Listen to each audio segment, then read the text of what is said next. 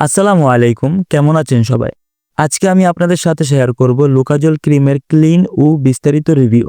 যাদের বিভিন্ন ধরনের ছত্রাকজনিত স্কিন সমস্যা আছে, এই ভিডিওটি তাদের জন্য খুবই গুরুত্বপূর্ণ হবে, তাই শেষ পর্যন্ত দেখার অনুরোধ রইল। লুকাজল ক্রিমে আছে লুলিকোনাজল 1%, যা একটি শক্তিশালী অ্যান্টিফাঙ্গাল। সহজভাবে বললে এটি ত্বকের ছত্রাককে মারতে সাহায্য করে। এটি মূলত 3 ধরনের ফাঙ্গাল ইনফেকশনের জন্য ব্যবহার হয়। প্রথমটি হচ্ছে টেনিয়া পেডিস, পায়ের আঙ্গুলের ফাঁকে চুলকানি বা ফাঙ্গাস।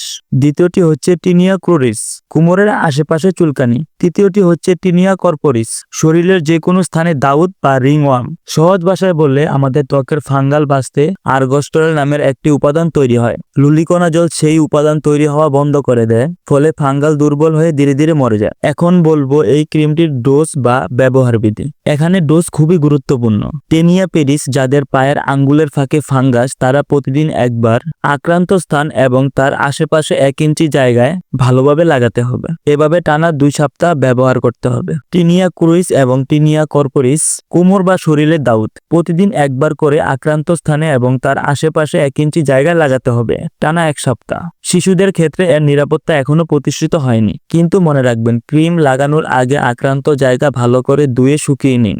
নিয়মিত সময় মেনে ব্যবহার করলে দ্রুত উপকার পাবেন। ওষুধ বন্ধ করা যাবে না মাঝপথে। যতদিন ডাক্তার বা নির্দেশনায় বলা আছে যতদিন চালাতে হবে।